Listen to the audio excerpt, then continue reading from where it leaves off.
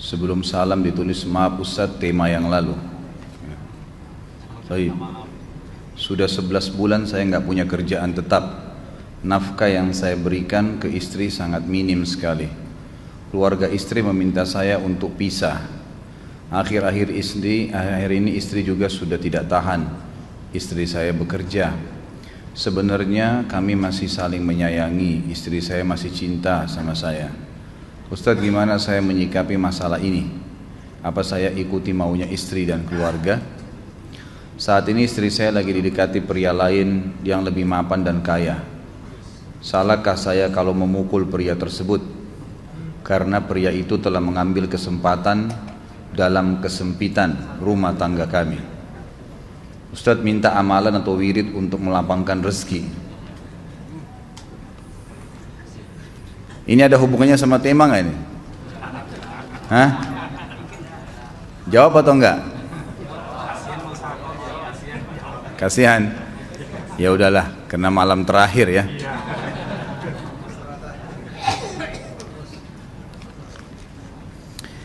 Yang pertama sekali, saya menyarankan Anda saran dari laki-laki ke laki-laki.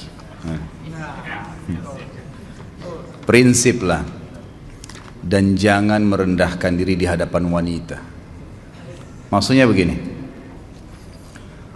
pada saat seorang wanita yang menjadi istri Anda membutuhkan Anda, tunjukkan kebutuhan kita 1000 kali daripada dia.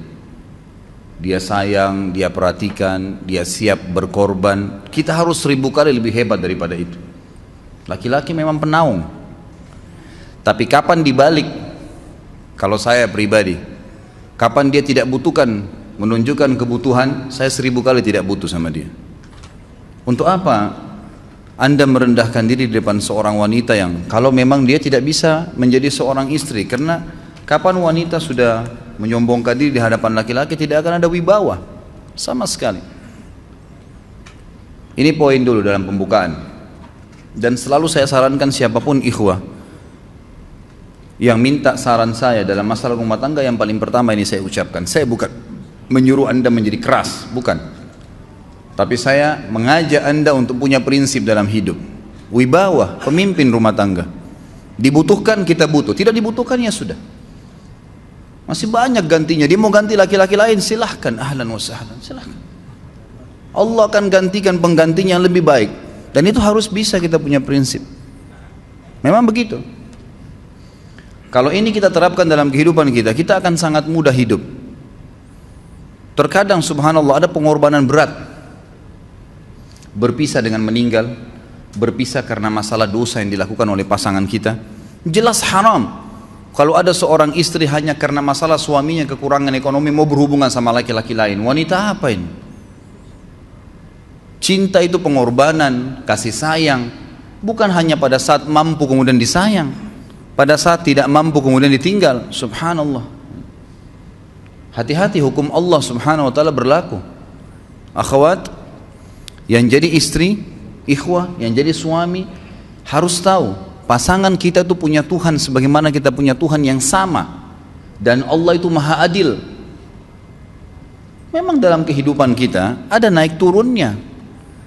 Dan makna cinta adalah pengorbanan. Itu sebenarnya. Kalau hanya kita kantongnya lagi penuh kemudian disuka sama istri, pada saat lagi tipis, lagi masalah, kemudian dia mau berhubungan sama laki-laki lain, na'udzubillah min dzalik. Wanita apa ini? Kalau saya tidak naungin. Kalau saya nggak naungin. Kamu mau sama dia silahkan. Ahlan sahlan, silahkan jalan. Kalau saya, istri saya sangat tahu prinsip saya. Kalau kamu merasa ada laki-laki lain yang kamu anggap baik, atau kamu mau ingin memasukkan pendapat keluargamu dalam rumah tangga saya sehingga kedudukan saya sebagai suami tidak didengar lagi, silakan pilih keluarga kamu. Tidak ada masalah. Jadi jangan jadikan sebagai beban. Oh, nanti kalau pisah saya hidupnya bagaimana? Saya melarat. Ini kenapa ini? Saya mati kalau nggak sama dia, ya mati bener nanti. Gila kalau nggak nikah sama dia, gila kalau siapa ini? Ini kenapa ini? Keluar dari bingkai hidup itu. Seorang muslim itu hidupnya mulia. Dia dihormatin, dia menghormatin. Dia dihina, tinggalkan. Gitu kan. Allah SWT tidak menyuruh kita menghinakan diri, tidak boleh. Kalau wanita ini misalnya, istri ini yang dikatakan tadi masih mencintai suaminya, dia hanya sekedar minta kerja, ya, garis bawahi kalimat ini ya. Dia hanya sekedar minta kerja untuk membantu nafkah rumah tangga, ahlan wa sahlan, jempol. Nggak masalah. Bagus itu. Sampai suaminya mapan. Itu baik. Tapi dalam kondisi masih status istri punya hubungan sama laki-laki lain, naudzubillah min dzalik. Mana ghirah? Mana kecemburuan positif yang telah Allah pelihara dalam diri kita? Nggak boleh. Pada saat seorang sahabat pulang ke rumahnya mendapatkan istrinya selingkuh dengan laki-laki lain, tidak disebutkan apakah berhubungan biologis atau tidak, tapi yang jelas sahabat ini sampai kaget masuk ke rumahnya temukan ada laki-laki lain.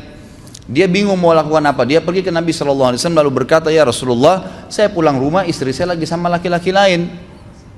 Maksudnya dia pandu saya harus buat apa nih? Apa yang terjadi?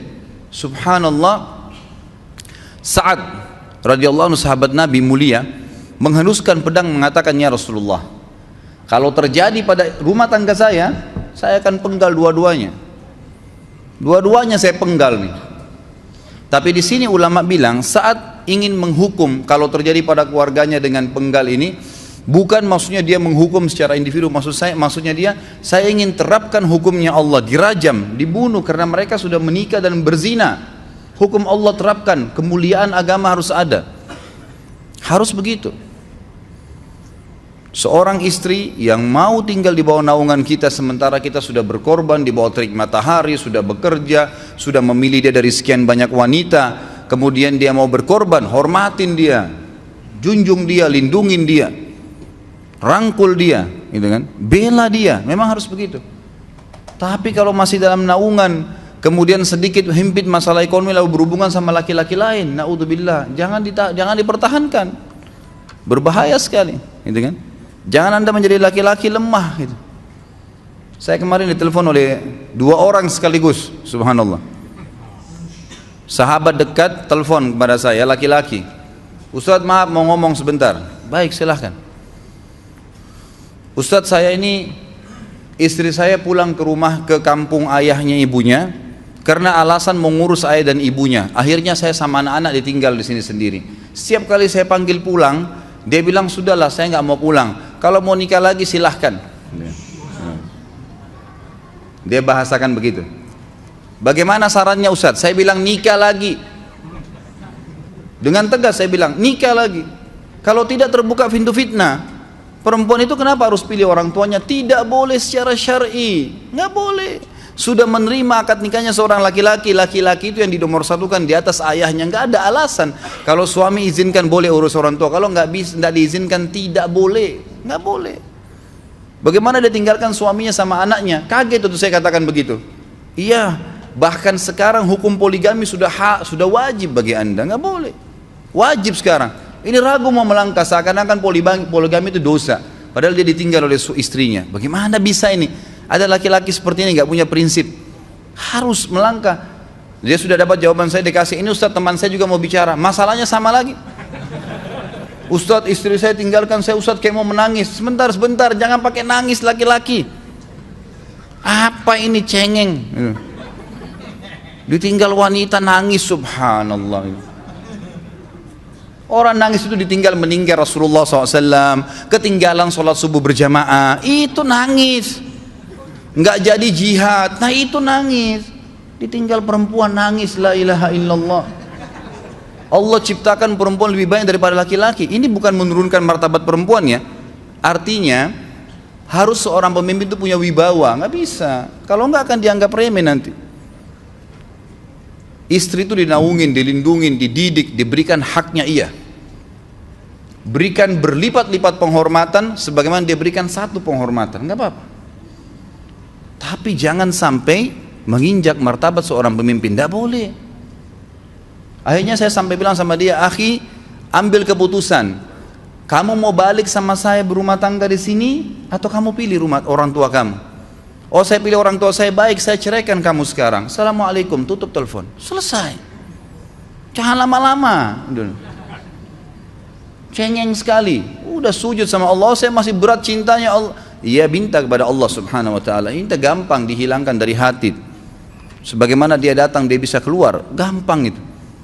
Subhanallah ya, jangan terlalu mencintai dunia berlebihan. Kalau saran saya, Kalau istri anda ini tanya baik-baik, kalau kamu bekerja hanya karena mau bantu nafkah rumah tangga sekarang, ahlan wa sahlan, silahkan. Selama pekerjaan halal, antar dia ke tempat kerjanya. Muliakan dia, jaga, jemput pada saat pulang, anda pembelahnya, begitu. Tapi kalau berhubungan sama laki-laki, ada subhanallah suami, depannya dia istrinya telepon laki-laki lain dan dia menerima itu. Mana ini? Dalam agama haram, wallah haram itu hukumnya. Nggak boleh. Itu namanya dayuth dalam agama. Nabi SAW mengatakan Allah melaknat dayuth. Kata sahabat, siapa itu dayuth ya Rasulullah? Laki-laki yang tidak punya cemburu terhadap pelanggaran agama yang terjadi pada istrinya. Gimana caranya? Nggak boleh dalam agama Islam, gitu kan? Makanya biasakan hati kita terisi dengan cinta kepada Allah SWT dan bukan cinta kepada manusia.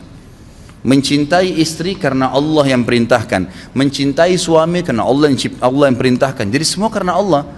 Tidak ada kata-kata hilang, tidak ada rugi kalau kita meninggalkannya. Jadi ini hal mendasar yang saya tahu, Allahu alam. Jadi sampaikan seperti itu. Kalau wirid apa? Saran saya adalah memperbanyak istighfar kepada Allah SWT. Gunakan momen musibah itu sebagai kesempatan untuk mendekatkan diri dengan Allah Subhanahu wa taala. Begitu ya.